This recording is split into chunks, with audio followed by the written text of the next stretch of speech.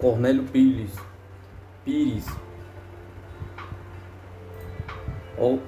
onde estás, ó morte? A cremação.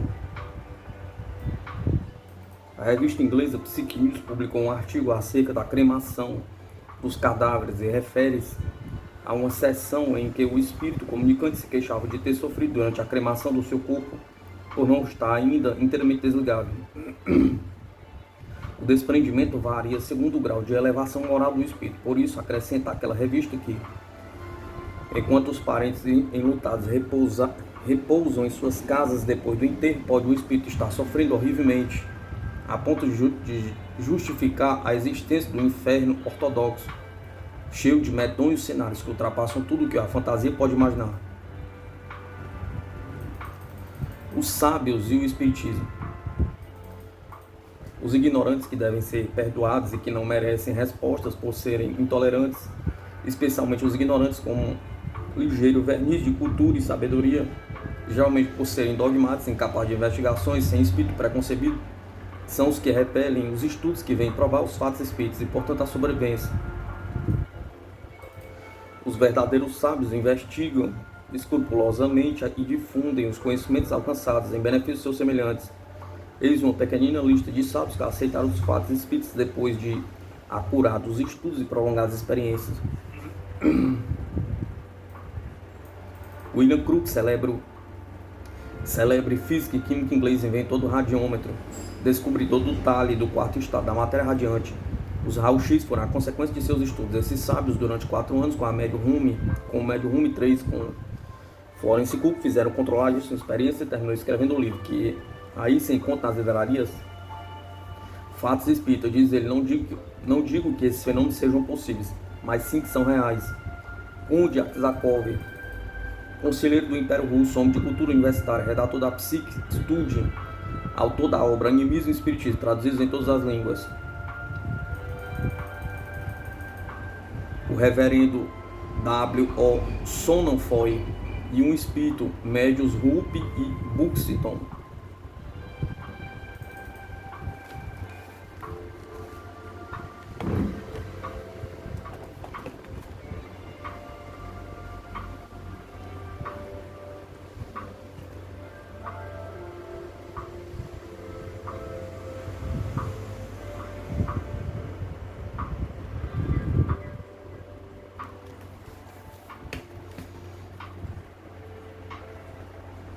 Alfred Russel Wallace, notável naturalista inglês, verdadeiro êmulo de Darwin, foi presidente da Sociedade de Antropologia de Londres e autor da Teoria da Seleção Natural.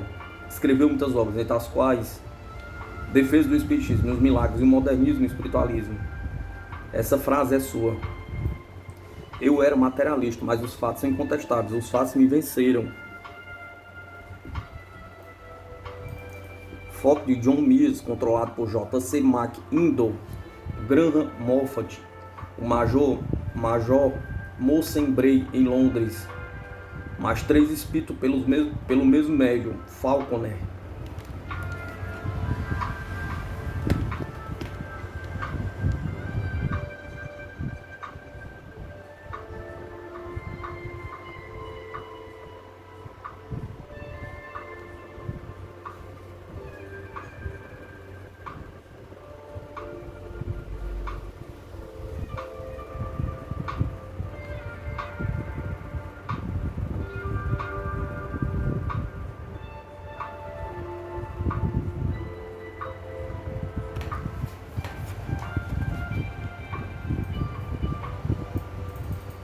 Sr. Oliver Ludwig, chamado o pai da física moderna.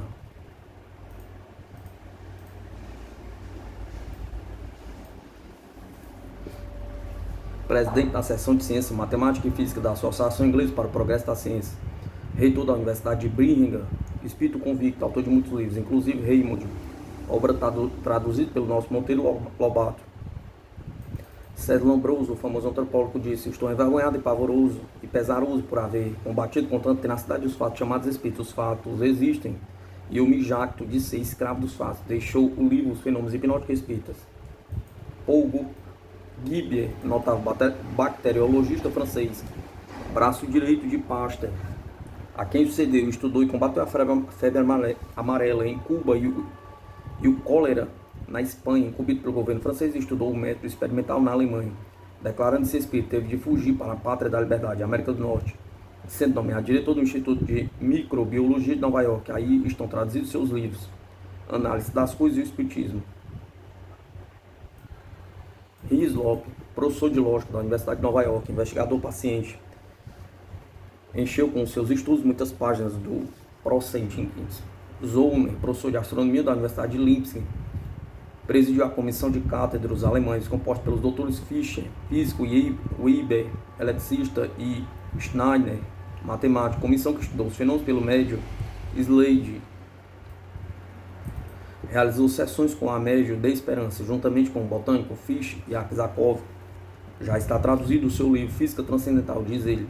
Adquirir a prova da existência do mundo invisível, que pode entrar em reações com a humanidade, em relações com a humanidade. Foi terrível adversário do Espiritismo, e tendo tanto ele como o professor Fischer feito pública a profissão de suas crenças em conferências públicas e memórias, foram demitidos das universidades em que lecionavam. Robert Eyre,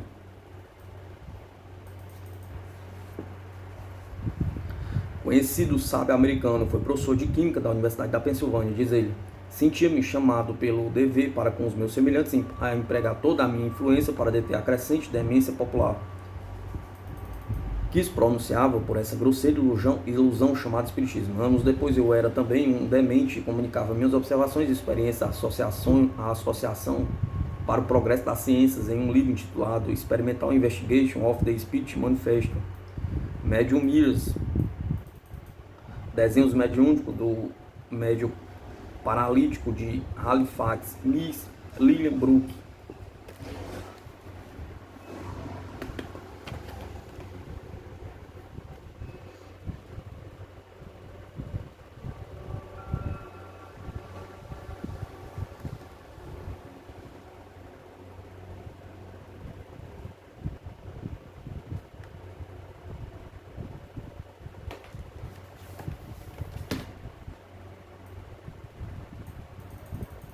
Dois espíritos num só ectoplasma, pelos Falconer.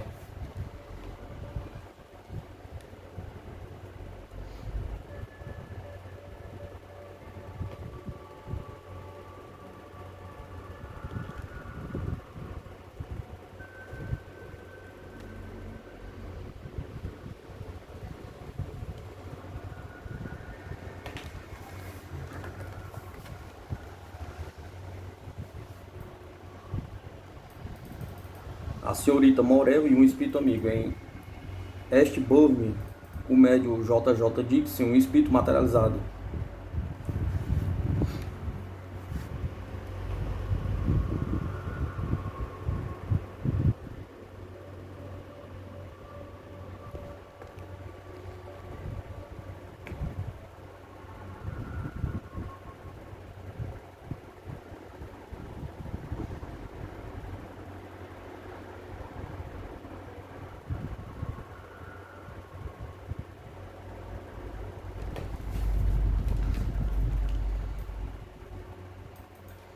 Foto obtida em Crewell pelo Sr. Y, 1928.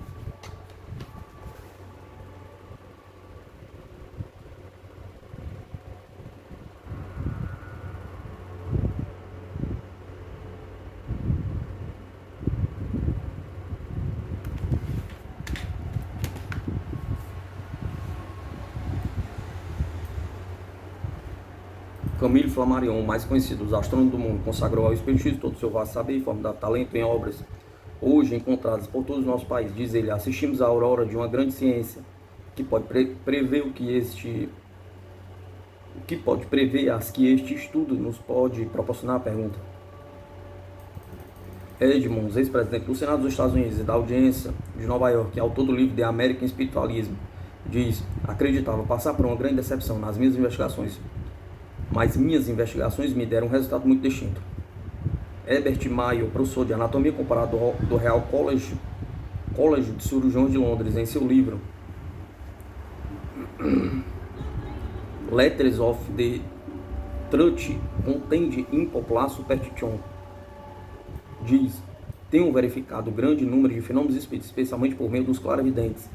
Águia branca, espírito bom.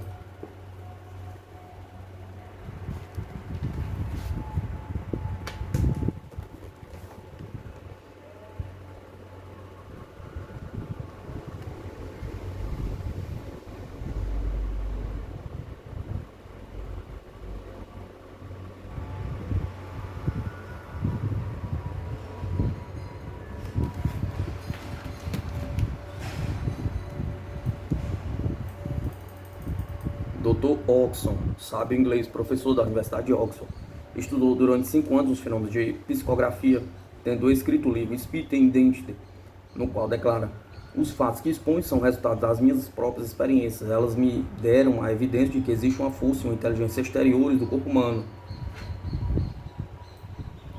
Reverendo Charles Tildaly e sua esposa obtêm a foto do pai do Sr. Tildaly por meio do médium Hope.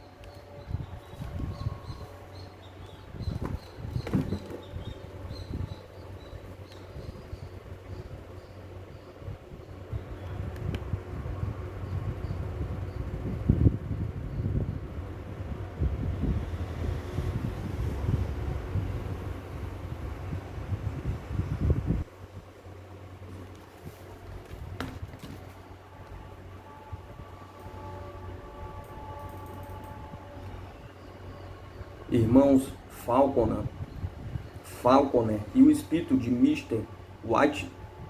Whitecroft, falecido muitos anos antes do nascimento dos médios.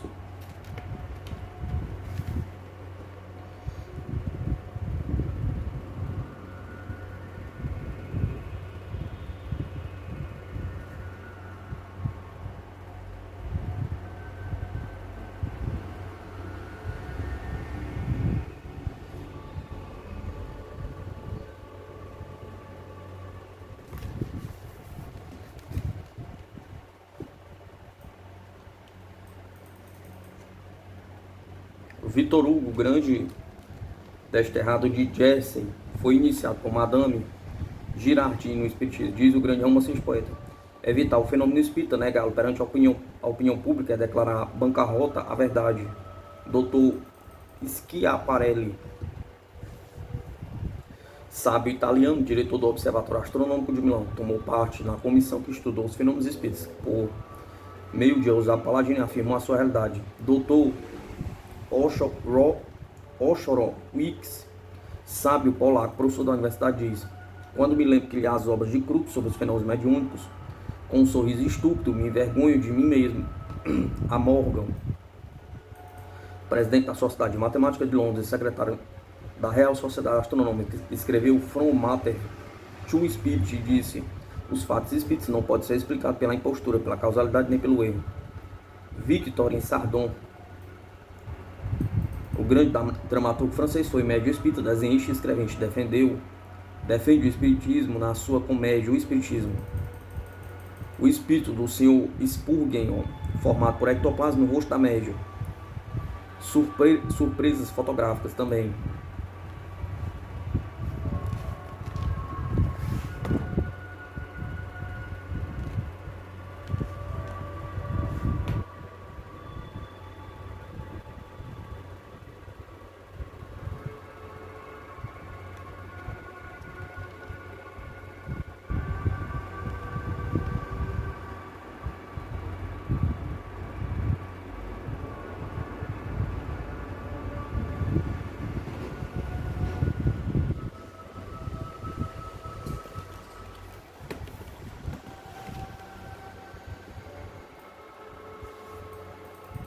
Gladstone, chefe do Partido Liberal inglês, notável orador parlamentar, presidente do Conselho de Ministros, publicou na Light uma grande série de cartas favoráveis ao espiritismo, fazendo de uma delas sua profissão de fé.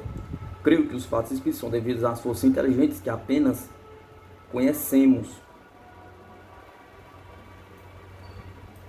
Em São Sebastião do Paraíso, Minas Gerais, ao ser tirado a foto para a caderneta de Benedito Osório, aparece o duplo de sua prima, ainda viva, Conceição Aparecida.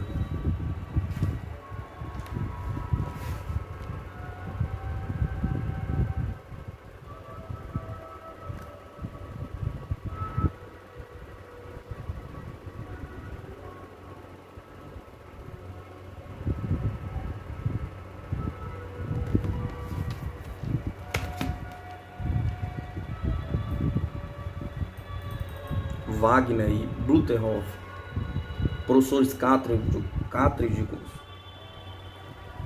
catedráticos da antiga Universidade de São Petersburgo, foram membros da comissão de cientistas russos, que presidida por Mendeleev, estudou os fenômenos espíritas, estando suas experiências registradas no livro Animismo e Espiritismo, de Aksakov. Charles, professor de astronomia da Universidade de Cambridge, em carta que publicou no jornal Clerical Journal, diz: os testemunhos relativos aos fenômenos espíritas e concordantes ou se aceitam esses fatos ou se abandonam de uma vez o testemunho dos homens. Maps, sabe, professor norte-americano, Lente de Química da Academia Nacional dos Estados Unidos, que combateu a princípio o espiritismo, terminou dizendo: quando vi que alguns dos meus amigos achavam-se entregues à magia moderna, resolvi investigar o que nela havia de verdade para salvar os homens respeitáveis e ilustres que estavam em caminho da imbecilidade. O resultado de tão humanitária empresa foi cair eu também na imbecilidade em que estavam meus amigos.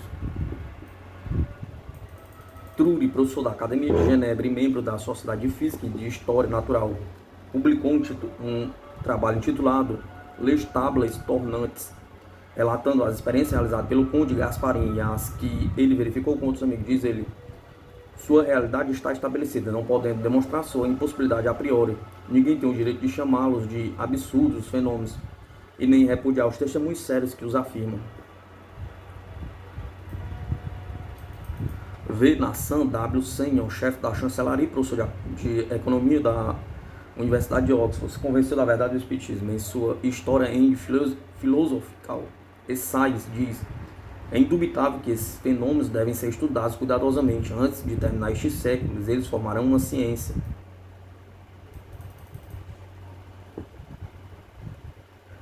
Pelos irmãos Falcone, médios, em Newcastle, ao ser fotografado em ateliê de não espíritas, aparece a mãe da criança que ficará órfã.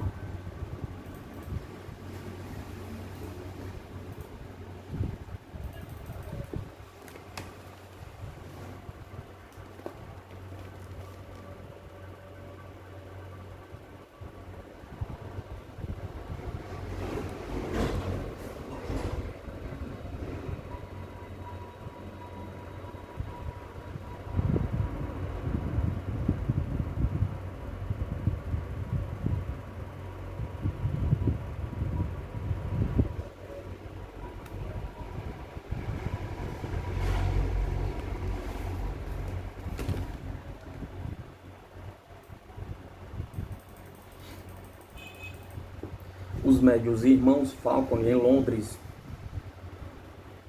recebendo uma fotografia ou carta de qualquer parte, têm obtido muitas fotografias de espíritas. Pelo médium Mears também.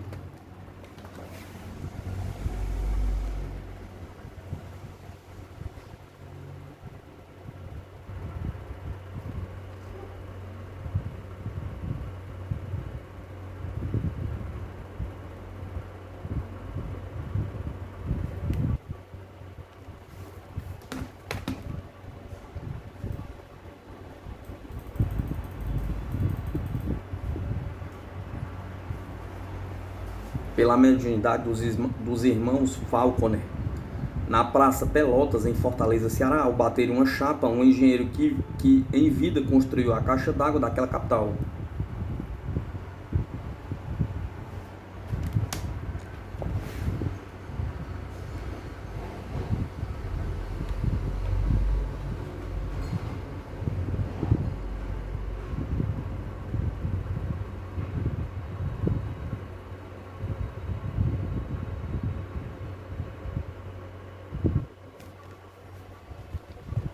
Aqueles bateram a foto e ele está dizendo que esse aqui que apareceu aqui é o espírito do engenheiro que construiu a caixa d'água.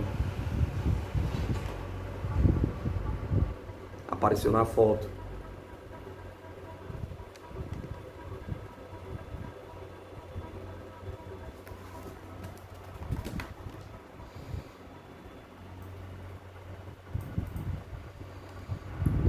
Os irmãos Falcone e um espírito sorridente.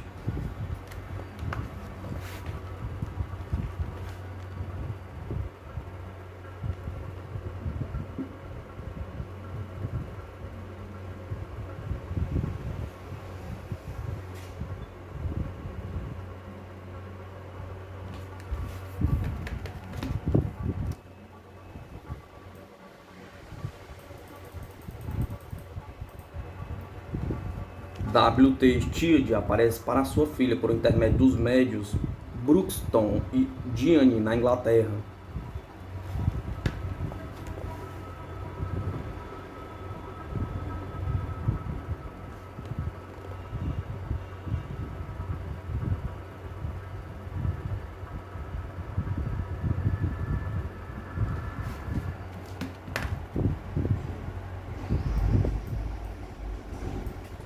Em São Paulo, dona Angelina Lopes, ao ser fotografada, vê surpresa e grata o retrato do filho vítima do acidente de automóvel.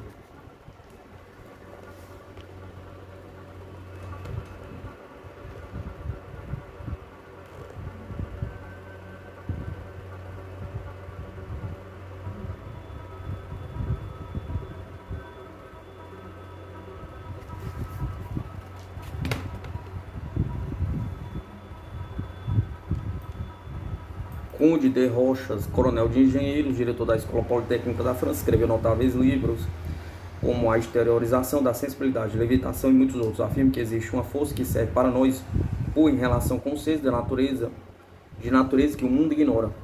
P. Barkas, sabe inglês, professor de geologia de Newcastle. Estudou durante 8 anos os fenômenos espíritos. Sobre ele escreveu a obra Outlines of Investigation into Modern Spiritualism. Foto de um guia por intermédio dos médios irmãos Falconer.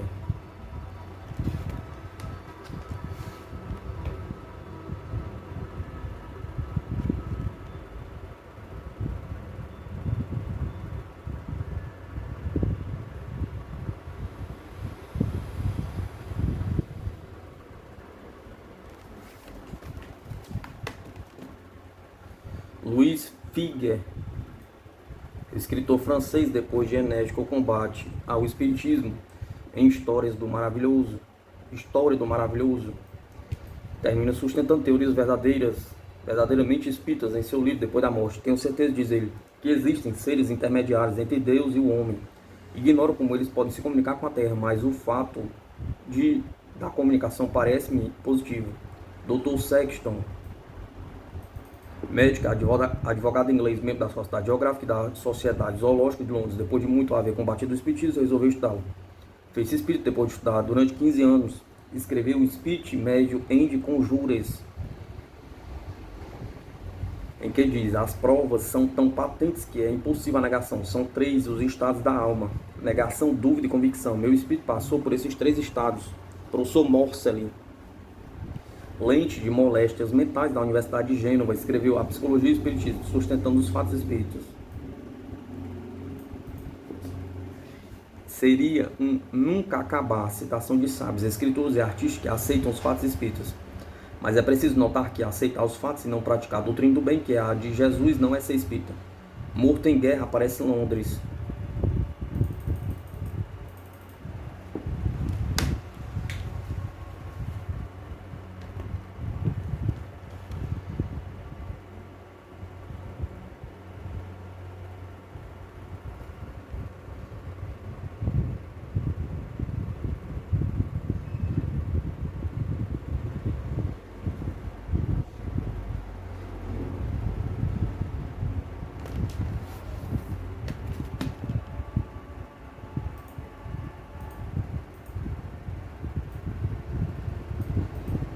Os médios irmão Falconer e uma foto identificada, o menino Leonardo.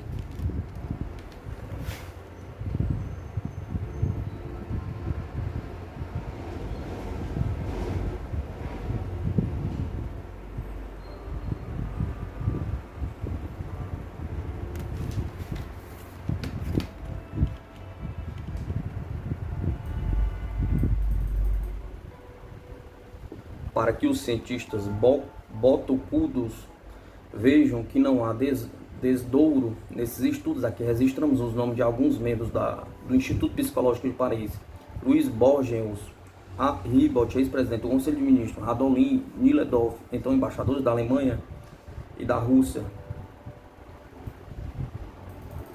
Grand-Duque Paulo, os príncipes de Bonaparte, Courrier, o descobridor do rádio, Suílio Prudhomme, Cleison, Berterlotti, Bardox, Ciart, Bouchard, Broarel, de Arzonval, Garriel, professores da Faculdade de Medicina, Jensen, diretor do Observatório de Mendel, Perrier, diretor do Museu de Ciências Naturais, Silas, professor de Filosofia da Universidade, Matt Kinkoff, diretor do Instituto Pasteur e professores de universidades, T.R.S. Sully, de Londres, Tamburini, Scossi, de Modena, Beth Teref, russo, Jung Florney, de Genebra, Achorowicz, de Lamberg, Vogt e Lazar, de Berlim, Ludwig, de Bringman, Dubs, de Lyon, Strat, de Bucareste, Benhem e Liebald, de Nancy, mais centenas de grandes vultos do mundo civilizado. Charles venceu o grande Richer, forçou de todas as formas e terminou baqueando diante da verdade, porque a verdade não teme o exame. Em Costa Rica, controladas sessões mostram Melvin Brau materializado e o médio Corrales Ofélia. O espírito de Mary materializado sentado ao piano, Costa Rica.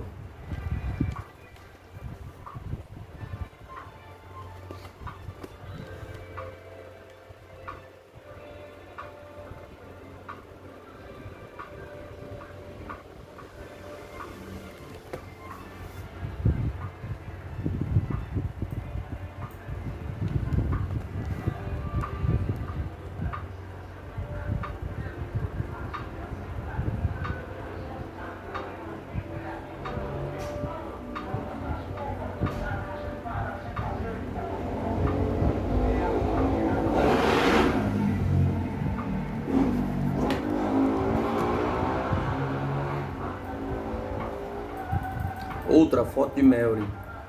Linda foto do espírito de Mary materializado na Costa Rica.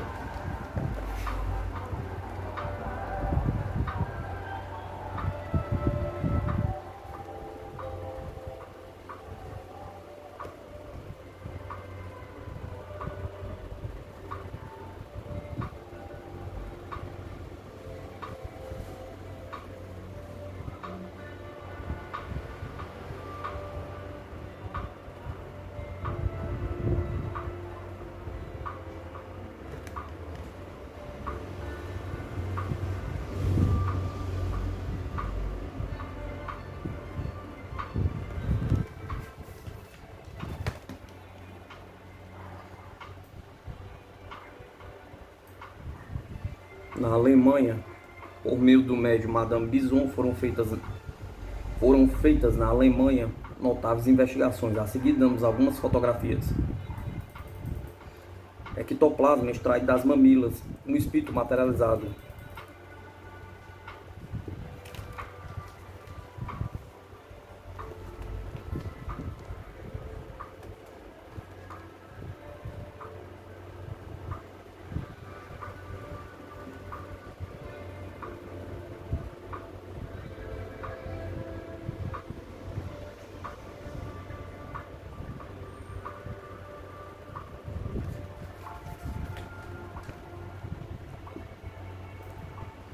O ectoplasma pode ser extraído da boca, ouvido, pés, cerebelo, nariz e plexo solar para a manipulação das variações.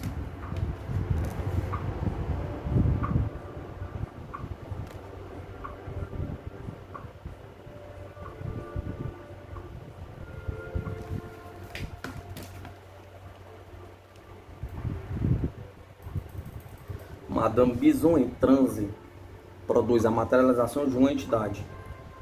O médium e o espírito.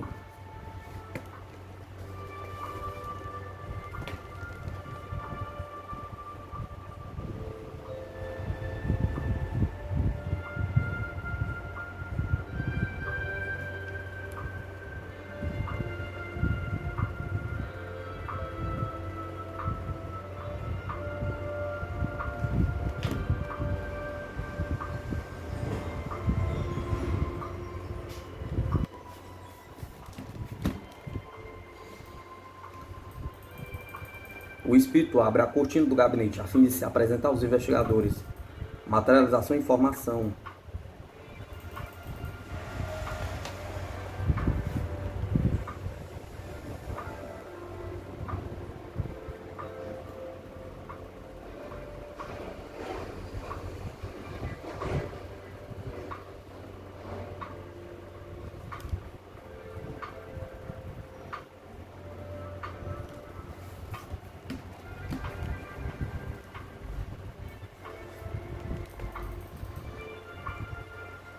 Bela materialização com ectoplasma do cerebelo. Materialização em frente a médio.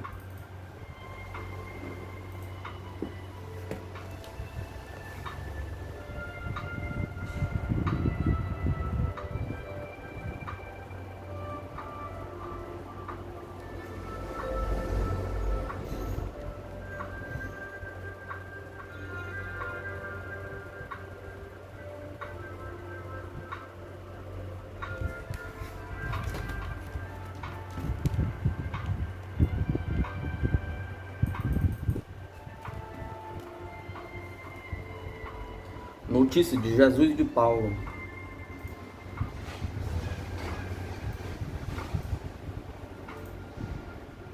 W. Van Loon publicou em seu livro História da Humanidade um documento que julgamos curioso, provavelmente autêntico, e que damos abaixo. No outono do ano 815 da fundação de Roma, ou 62 da nossa era, Esculápio Cutellus, médico romano, escrevia ao sobrinho oficial do exército romano na Síria a carta seguinte: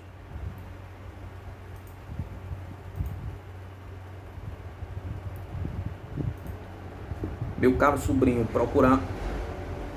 procuraram-me há dias para receitar um doente chamado Paulo, que me pareceu cidadão romano de origem hebraica, bem educado de maneiras corteses. Soube também que ele se encontrava aqui em virtude de um processo, de uma apelação de um dos nossos tribunais provincianos, o de Cesareia, ou doutra localidade do Mediterrâneo Oriental. O referido Paulo, que me fora descrito como um homem violento e rude, como um agitador que, com seus discursos, desrespeitava o povo e a lei, revelou-se-me, pelo contrário, muito inteligente e dotado de grande honradez. Um amigo meu que serviu por longo tempo na Ásia Menor relatou-me que ouvira falar do meu doente em Efésio, onde aquele pronunciara alguns sermões sobre um novo Deus incógnito. Perguntei ao meu paciente se isso era verdade e se ele incitara realmente o povo a se insurgir contra a vontade do nosso amado imperador. Respondeu-me que o reino ao qual alude não é deste mundo, e acrescentou algumas frases estranhas, cuja incoerência levei à conta do seu estado febril. A personalidade desse homem impressionou-me profundamente, e a notícia que foi executada há 2 dias na estrada de Ostia causou-me verdadeiro pesar. Escrevo-te, portanto, esta carta, a fim de que, se fores brevemente a Jerusalém, procures informar-te acerca do meu amigo Paulo e do singular profeta judeu que, segundo se diz, foi seu mestre.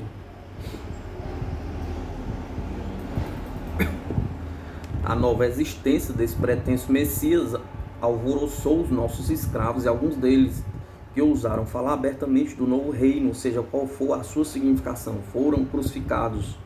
Gostaríamos de saber o que há de verdade nessa lenda, e sou teu tio dedicado, Esculápio Cutellus. Como se dá a exteriorização dos fluidos que atravessam a matéria?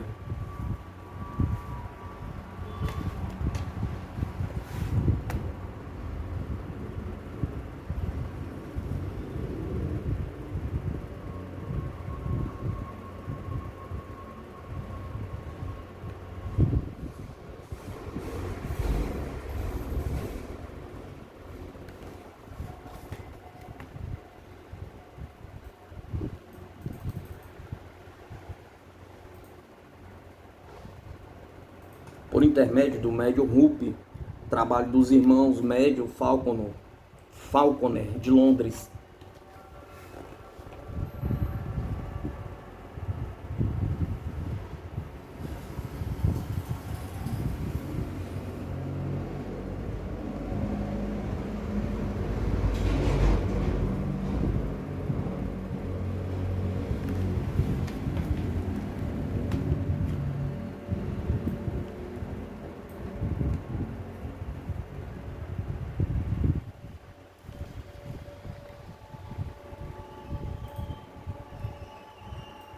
Seis semanas depois, Gladius Enza, o sobrinho, capitão do 7º de infantaria gaulesa respondia nesses termos: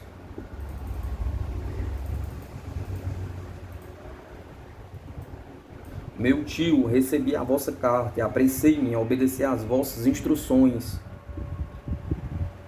Há 2 semanas a nossa brigada teve ordem de seguir para Jerusalém.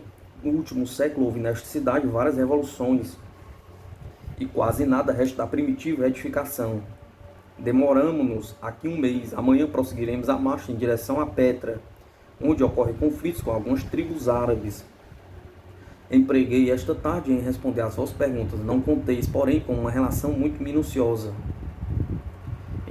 Interroguei numerosos anciões da cidade, mas foram poucos os que me puderam fornecer informações coerentes. Afinal, há dias chegou ao acampamento um bufarinheiro. Comprei algumas de suas azeitonas e perguntei-lhe o que sabia dizer do famoso Messias, crucificado no tempo em que ele devia ser ainda criança. O homem respondeu-me que de fato se lembrava nitidamente desse acontecimento, porque seu pai o levara ao Gólgota, uma montanha pouco distante da cidade, para assistir à execução e ver o fim reservado aos inimigos da lei do povo de Judá. O mesmo bufarinheiro forneceu-me o endereço do tal José, outrora amigo pessoal do Messias, e acrescentou que, se quisesse saber mais, fosse procurá-lo. Assim fiz. José é um homem idoso, antigo pescador dos lagos da Galileia. Conserva uma memória nítida e precisa, e dele obtive finalmente uma narração exata do que sucedeu naqueles dias memoráveis, anteriores ao meu nascimento. Reinava Tibério, o nosso grande e glorioso imperador, e era governador da Judéia e da Samaria. Pôncio Pilatos, acerca do qual José pouco nada sabe, a não ser que foi um honrado funcionário e deixou boa memória como procurador da província, em 783 ou 784. José não se recorda bem. Pilatos foi chamado a Jerusalém, onde rebentaram a sedição.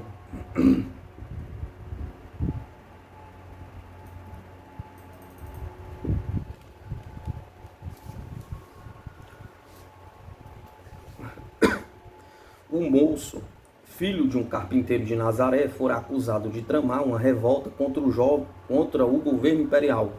Fato estranho. Os oficiais do nosso serviço de informações, habitualmente a par do que ocorre, nada sabiam, na aparência, a esse respeito. Aliás, do seu inquérito resultou que o jovem carpinteiro era um ótimo cidadão e não havia motivo para proceder contra ele.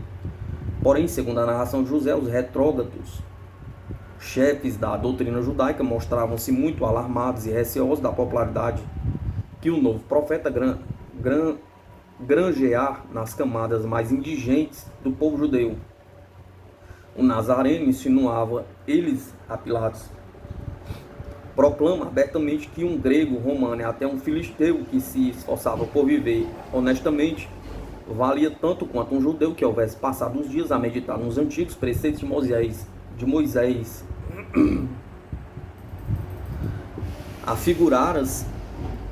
Afigura-se-me que este argumento pouca importância devia ter causado ao governador, mas quando a plebe aglomerada em redor do templo ameaçava linchar Jesus, o representante do governo imperial decidiu tomá-lo à sua guarda para lhe salvar a vida.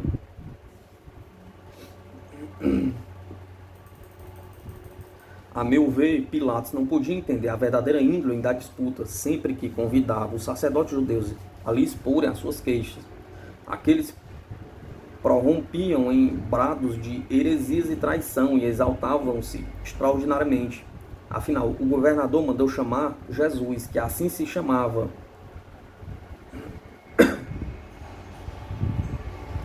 Que assim se chamava o Nazareno. Embora os gregos que viviam nesta parte do mundo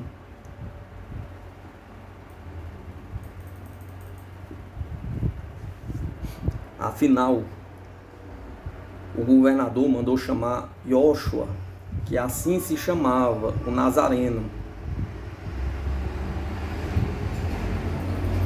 Embora os gregos que vivem nesta parte do mundo denominem de Jesus, para lhe estudar a personalidade, e com ele se entreteve várias horas, interrogando acerca das perigosas doutrinas que, segundo os seus acusadores, andara pregando nas praias do mar da Galileia. Jesus respondeu-lhe, porém, que nunca se referira à política, interessava-se antes pela alma do que pelo corpo dos homens. Queria que todos considerassem-se os próximos como irmãos, e honrassem um único Deus, Pai de todos os viventes. Pilatos, que devia ser bem versado na doutrina dos estoicos e de outros filósofos gregos, não percebeu nada de subversivo nas palavras do seu interlocutor e, segundo o meu informante, fez nova tentativa no sentido de salvar a vida do bondoso profeta. Antes de tudo, transferiu a execução.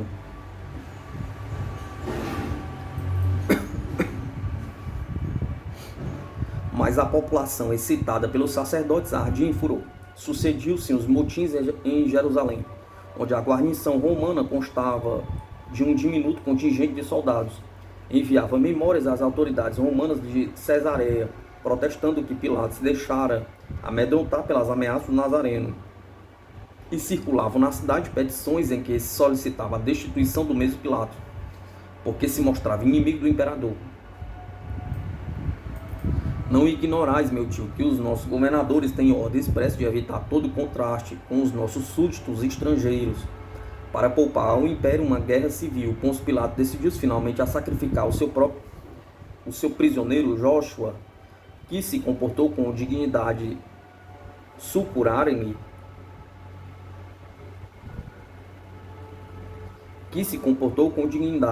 sucaram-lhe as faces engeladas. Ao despedir-me, fiz menção de oferecer-lhe algumas moedas. Recusou-as, dizendo que as desse a outrem mais pobre do que ele. Também interroguei acerca de Paulo. Respondeu-me que mal o conhecia, pelo que se sabe, o vosso amigo abandonou a sua profissão para divulgar as palavras de um Deus bom e misericordioso, muito diferente de Jeová, com que os sacerdotes hebreus nos estão de contínuo a atordoar os ouvidos.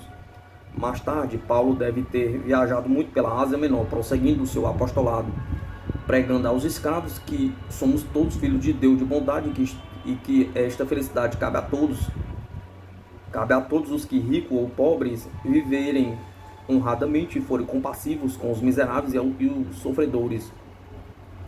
Almejo que as minhas respostas vos satisfaçam a curiosidade. No meu ver, ao que concerne a salvação do império, esta história não encerrava perigo algum. Porém, nós, os romanos, jamais conseguimos entender o povo desta província. Lamento a morte do vosso amigo Paulo e, esperando regressar brevemente ao lar, subscrevo-me e sou, como sempre, vosso sobrinho obediente, Glaudius Enza.